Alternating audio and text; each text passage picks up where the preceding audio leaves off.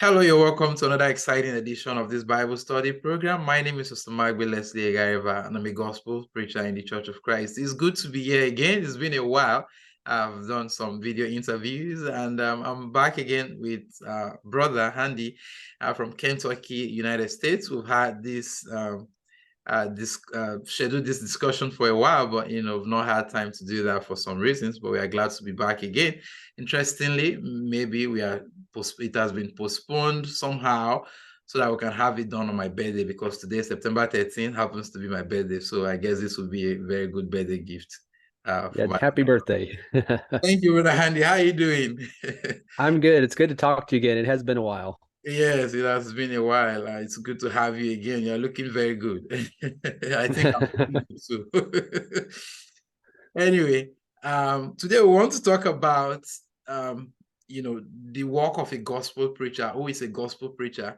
I want you to help us understand from the scriptural perspective, who is a gospel preacher and what is the scope of his work? How do you know a person that is a preacher and all of that? So I have a few questions to ask you on that. So I'll be, throwing them out one after the other. First of all, I would like you to, tell us who is a gospel preacher from the scriptural perspective. What does his work entails? And if there are other terms by which, this individual is being described in the Bible, you can help us with that, because a lot of people call me pastor.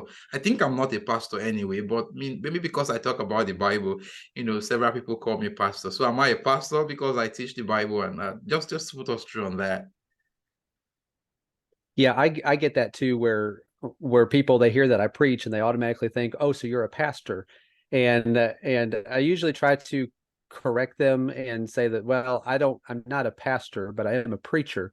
And when we focus first on that first term of what a preacher is, as far as what the Bible, how the Bible describes it, the word preacher, the Greek word that's translated preacher, or the variations that talk about preaching and all of that, are from a Greek word that means one who is a herald of divine truth, meaning one who's proclaiming the gospel.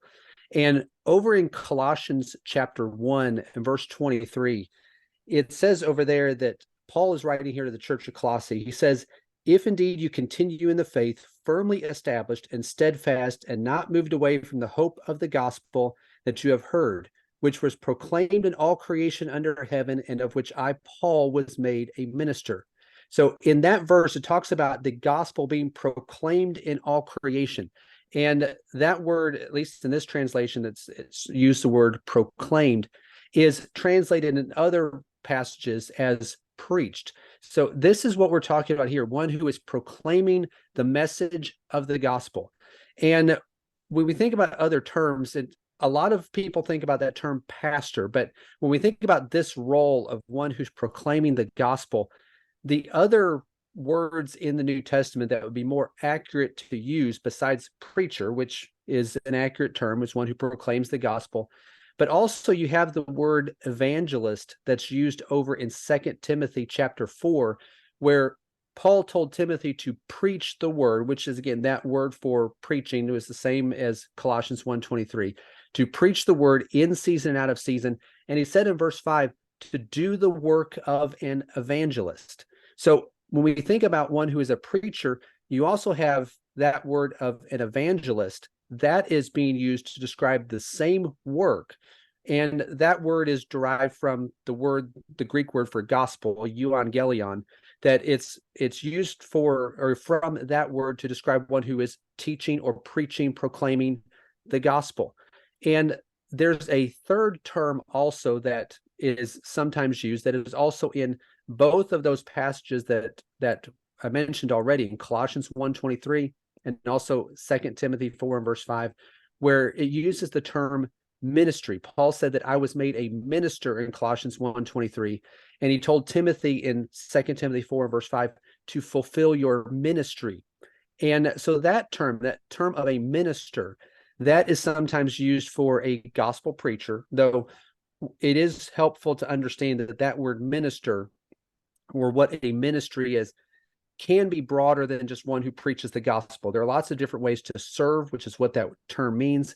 But a lot of times when we use the term minister, we're talking about one who preaches. So from a New Testament perspective, we think about what is entailed in the work of preaching. You have those three terms that are used: one who is a preacher, one is evangelist, one is a minister.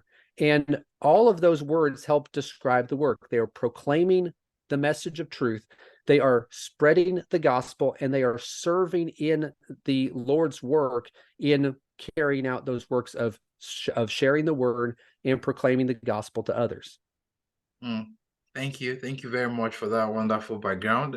So basically we have a preacher as one who preaches, and then you've been able to, identify one or two words, other words that we use, evangelist and a minister of the gospel. And that was very much explained. Thank you for that. So sometimes when people say you're a pastor because you teach the Bible, I think they are not very accurate, because, when we look at the scripture, I think the word pastor is actually used to describe the office of an elder, not the work of a preacher. And so I think I don't know, why do you think a lot of denominations get that wrong? I mean, when they see you, just call you pastor. What do you think is responsible for that? Well, I think what it is that people have grown up so long with this misconception that you have the different concept of what these roles are. And you can read about preachers in the New Testament, you can read about pastors in the New Testament. Ephesians chapter 4 talks about pastors being in the church. So you have these terms, but the problem comes in when we don't use the scriptures to define what these terms are.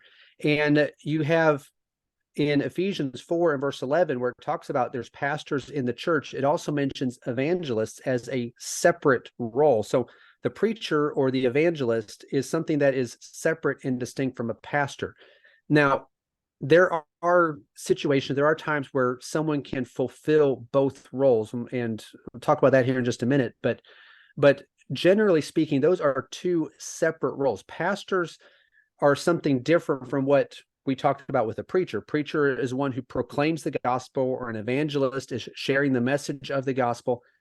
Pastors, what that word means is that he is a shepherd, that he is shepherding a flock. You think about a shepherd working with sheep. It's the same way in the church. You have one who is a shepherd, who is overseeing the flock, overseeing the sheep that belong to Christ in his church. And one helpful passage on this is over in Acts chapter 20, when Paul was traveling and he is going past Ephesus, where he had been for some time before, but instead of going to Ephesus, he calls for the elders from Ephesus to meet him in Miletus. And in Acts 20 and verse 17, it says, from Miletus he sent to Ephesus and called to him the elders who were in the church. So you have elders there in the church, but later in this chapter, it explains what their role is or who they are. In verse 28, he's talking to the elders from the church at Ephesus. He said, be on guard for yourselves and for all the flock, among which the Holy Spirit has made you overseers, to shepherd the church of God, which he purchased with his own blood. When he tells them they're to shepherd the church, that is the verb form of that word for pastor. He's telling them to pastor the church, to shepherd the church. They are working as overseers of the church. That is the work of an elder. And there are specific qualifications that are given in the scriptures. The first few verses, the first 7 verses of 1 Timothy 3 talks about the qualifications for elders in the church. Titus 1 verses 5 through 9 mentions qualifications for elders. But you have over in 1 Corinthians chapter 5, it is possible for someone to fulfill both roles at the same time. In 1 Timothy chapter 5 and verse 17, Paul said the elders who rule well are to be considered worthy of double honor, especially those who work hard at preaching and teaching. So it is possible for an elder or a pastor in the church. And again, when you look through the New Testament, you always have a plurality of elders or pastors in the church when they're there. But it's possible for the elders or the pastors to preach. But one who preaches is not necessarily going to be a pastor. Those are going to be separate roles. And so that's why, and sometimes it depends on how much you're able to, or how much time you have to talk to someone in a conversation. But I know that you have people refer to you as a pastor. I have people who refer to me as a pastor.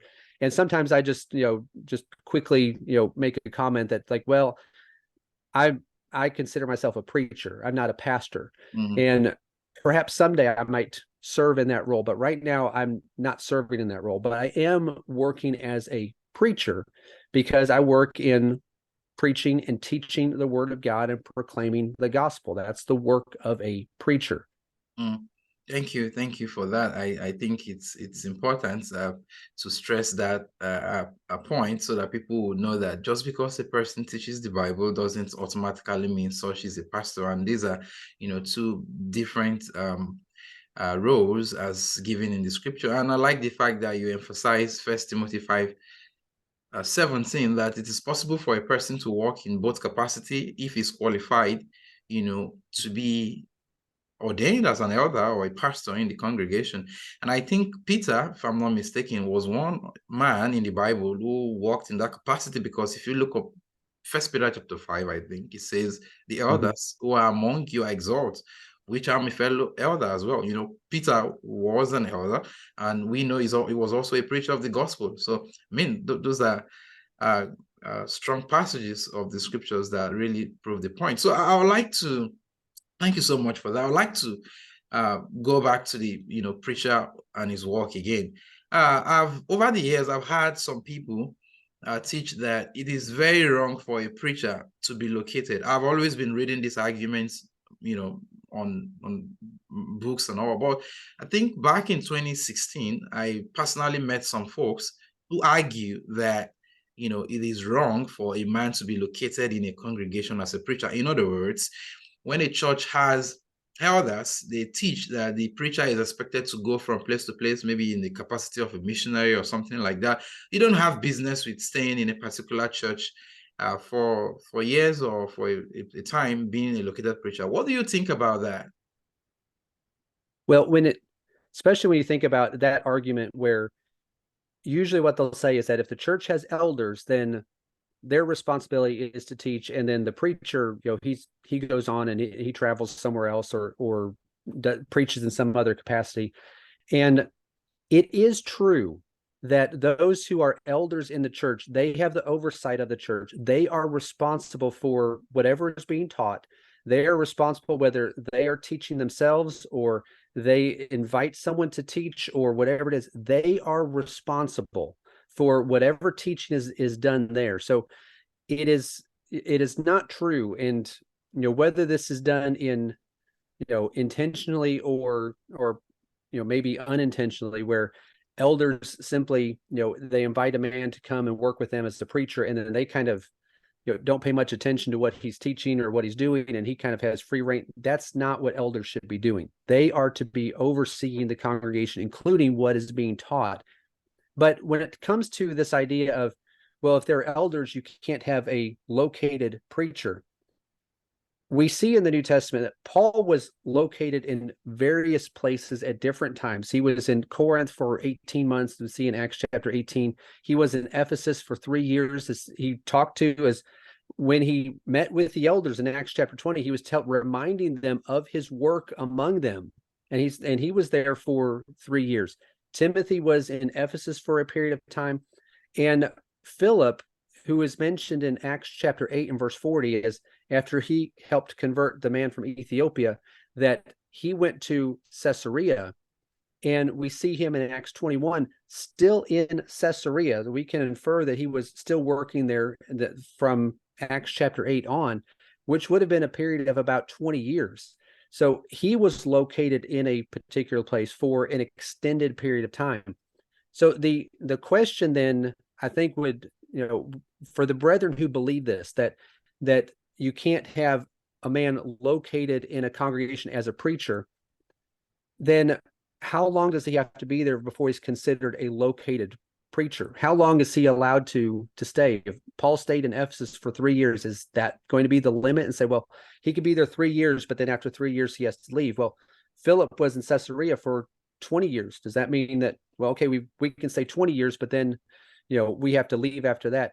That's an awful long time that just someone's in a congregation. So Mm, we think about this idea of limiting the amount of time that a preacher can be in a particular place. You're getting into the realm of making rules that the New Testament didn't make. mm, That it is true. Now, going back to the point I made at the beginning of this question, that elders are responsible for whatever teaching is done in the congregation, but they have the liberty, if they choose to do this, to have a man working with them to teach the gospel, to work with the brethren there, to help evangelize in the community. They are able to do that. They still ought to be teaching themselves, and they still ought to be engaged in that work, but there's nothing in the New Testament that would prohibit them from doing that, provided they are still the elders, they're still the overseers, and the preacher is then working in that capacity of preaching and proclaiming the gospel. mm. Thank you for that. I mean, those passages you cited where Paul basically was located at a point, I think they were strong passages. If Paul could stay for, in fact, in Ephesus, he told them that for 3 years he never ceased, and in Acts chapter 20, to teach them the truth. So if a preacher could stay in a place for 3 years, and like you mentioned, was it Corinth where he stayed for about over a year, 1 year, 6 months, 18 months, and that was a good number of time. I mean, that shows he was located at least in a particular place preaching the gospel. So I think that point is way too extreme to teach that a preacher could not be located in a particular congregation. I've heard that argument made by some brethren, but I like the fact that you've cleared that's not correct. But there is this other extreme as well. There are those who I think it is extreme, but maybe you might have a different opinion. I don't know, but let's hear your view. There are those who say that now a preacher must be located before you see him as a preacher. In other words, if a person is, let's say, preaching the gospel, is a member of the local congregation, but is at the moment unable to get a place to preach. Let's say, I have there's this thing on a website where they talk about preachers looking for churches and churches looking for preacher. I mean, a person may be a member of a congregation and it's actually devoting a lot of time doing the evangelism work and all of that, but is not yet located as the preacher. I mean, maybe the person who is known as the preacher in the congregation. What do you think about that? Is the person still a preacher, or because at that point he is not, known as a preacher there in a congregation, do you say he is not a preacher? What do you think about that? Well, to me, this is a little bit like the same mentality of those who say a preacher can't be located in a particular congregation, except they're saying the opposite. They're swinging to the other direction, where they're saying he has to be located in a particular congregation as their preacher. But in both cases, they're making rules that to define what a preacher is that are not in the New Testament. And in this case, they're kind of turning it into an office rather than a work. That the work of a preacher is to proclaim the gospel. And so if someone has dedicated his life to preaching the gospel and is also actively engaged in that work, he's a preacher. And he might be located in one congregation and do the majority of the preaching there. He may not do that. He may travel and preach in different places. He might work a regular job and then preach as time and opportunities present themselves. But if he is actively involved in the work of preaching, even if he's not the preacher in a particular congregation, he is still a preacher. He's still doing that work. And this goes a little bit beyond what your question was specifically, but it kind of starts to get into the idea that a man can't be considered a preacher unless he's receiving some type of financial support for preaching. Right. And I don't know of many brethren who would admit to believing that, but it does seem like there are a lot of brethren who act like they believe this. And we do know from passages like 1 Corinthians 9 and verse 14 that it is God's plan for those who preach the gospel to be supported for their work, where Paul said there that he directed that those who proclaim the gospel to get their living from the gospel. But even though that's God's plan, we know that doesn't always happen. There may not be support that's available. If he's working with a particular congregation, the congregation may not be able to provide that type of support for him.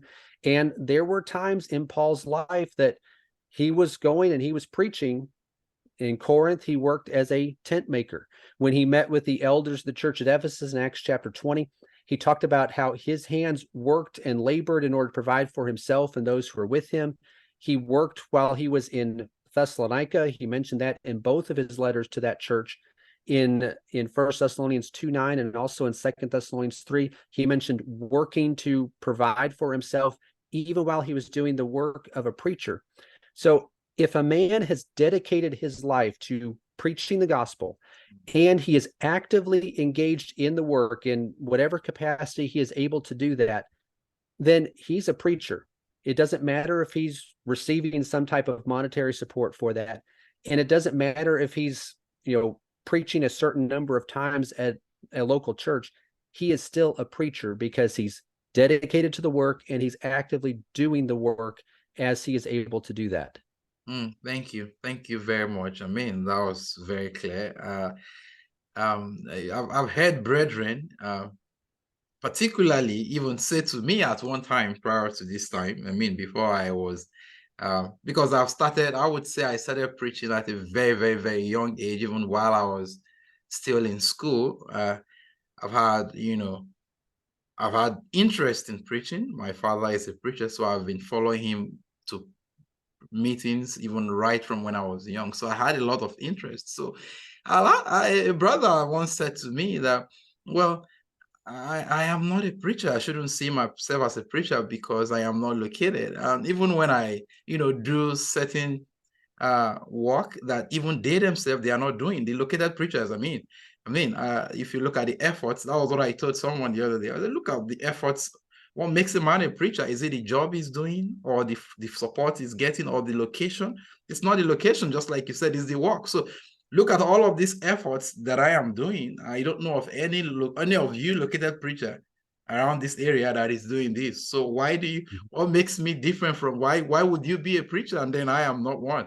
Just because you're getting some support and you're in a particular location and as the preacher. So I that was why I asked the question. So I think they are just too extreme. While some will say, well, no, you have to be located. Some say, no, you must not be located. So I think the Bible doesn't teach any of this. And what makes a man a preacher is the work he's doing. And if you are located in a place and you are not preaching, you are not a preacher. Am I right? Right. Yeah. If you're not preaching, whether you're traveling or whether you're located, you're not a preacher. But if you are preaching, then you could be located or you could be traveling and you're a preacher. So it's the work that defines whether you're a preacher or not, not any of these other factors. Okay. Thank you. I have one final question for you. What do you say about the missionaries, like those guys who travel preaching the gospel? Like in Nigeria, I think the efforts, I've looked into the history of the church in Nigeria, and if you look at how it started, a brother, not really a brother, a man who was a denominational pastor was doing a kind of correspondence courses far back in 1940 something, and then he had to call the Lawrence Avenue Church of Christ in America, and then they had to send people, and then along the line we have men like Leslie Camp, Keith Sharp, and a lot of other gospel preachers from America come here, Jim Sassa and Hall, to preach the gospel. And that was the first efforts of preaching in Nigeria, as far as the Church of Christ is concerned, were done by the Americans. So I think these are missionaries. They left their home country for years. They were here doing the work of preaching. So what do you think about that? Is that scriptural? Well, the New Testament does contain examples of men who travel from one place to another to preach. You have in Acts chapter 10, Peter responded to an invitation to travel to where Cornelius was, and he preached to him. In Acts chapter 13, you have Paul and Barnabas, or at the beginning of that chapter, he's still referred to as Saul, but before, not long after that, he was referred to as Paul. But They were sent by the church in Antioch to go out and preach in different places. And they also, when after they got back from their first preaching trip there, they made plans to go on their second trip. Of course, you look at Acts 15 at the end of the chapter, they ended up departing from each other and going different places. And Barnabas took Mark and Paul took Silas, but they decided, well, we're going to go to these places and visit these churches again. So you have someone can travel to preach because they were like Peter, they could be invited to go to one place to go preach by the whoever is there. They might be sent to a particular area, like the church at Antioch sent Paul and Barnabas, or they could decide, well, I'm going to go, or me and this other brother, we're going to go to this other place, like Paul and Barnabas first intended to do, and they're going to go to that place to preach. So you can certainly have people travel from one place to another, whether it's within their own home country or even travel overseas and go to a different country. You can do that, and there's various ways that can come about. But when we think about that term of a missionary, that term can have some baggage with it, where, what is a missionary and what does that mean? Because there's been controversy with brethren in the past over what's been called missionary societies, where you have a man-made organization that collects money from churches and then uses that to find preachers, send preachers, and coordinate the work and what they're doing. But when we look at the New Testament, the preachers, they would receive support directly from churches. The church at Antioch directly sent Paul and Barnabas out to preach. There wasn't some other organization that they said, well, we're going to send our money to such and such missionary society, and then they're going to find preachers. They're going to send them out. The churches were involved in that. You also have in Galatians 6 and verse 6, Paul talks about individual Christians who are able to support the preaching of the gospel, where he says the one who is taught the word is to share all good things with the one who teaches him. That's the idea of providing some type of monetary support. Individuals can do that, but you never have an organization in the New Testament that's involved in sending out men who are preaching. But you can have men who travel from one place to another, even one country to another, to preach the gospel. They might be sent, they might be invited, they might just decide on their own that they're going to do that. But if that travel is going to be done, or that work in preaching is going to be done, it has to be conducted in the proper way. It has to be funded the way and supported the way the New Testament describes it, not by saying, well, we're going to set up this institution and this institution is going to carry out this work. That's going beyond what the New Testament authorizes. Thank you. That's basically touched on the all sufficiency of the church. I think you have an article on that, if I'm not mistaken. The sufficiency of the Church of Christ, something like that. And so that's basically saying that the church is all sufficient to carry out the work that God has given for it to do, either in the realm of evangelism, benevolence, or edification. The church should, carry out that work itself. And that's why you're pointing out that, you shouldn't set up a separate institution to now act on behalf of the church or as a supplement to the church to do the work of evangelism. I think am I correct with that? Right. Yeah. The church is, as God designed it, when it works the way God designed it, it is fully sufficient and fully capable to do the work that he gave it to do. He didn't design the church in a way where it had to come up with some other plan other than what he gave. He gave it the work, and he designed it in a way that it could carry out that work in the way he intended. Thank you very much, Brother Handy Soko. That's our brother from Kentucky. He's a preacher of the gospel. He's a writer. His website is www.plainbibleteaching.com. And he's got a lot of resources on there, so you can check that out. And he's also having a YouTube channel with the same name, Plain Bible Teaching. And he's been a very great preacher, especially on this program. He's always here to respond to our questions and all of those. Thank you very much for the time and the effort you've put in this. I don't know, do you have any closing remark to close us out? And just one quick point, for those who are listening to this and are not preachers, we talked a little bit about what's involved in the work of preaching, and even a little bit about how some could be working to preach the gospel, but not really be thought of as preachers because maybe they're not located, maybe they're not receiving support or whatever. It's important to, encourage those brothers who are dedicating their lives to preaching the gospel, whether they are receiving financial support or not, that it's an important work. It can be a difficult work at times and sometimes discouraging. It's a rewarding work because we're doing the Lord's work, but it is helpful for, if you know of brothers who are dedicating their life to this, whether they are receiving any support or not, whether they're located in a church or not, make sure that you tell them that you appreciate what they're doing, because that goes a long way. Thank you. Thank you very much for that. That was a good way to end it. So encourage those who preach the gospel.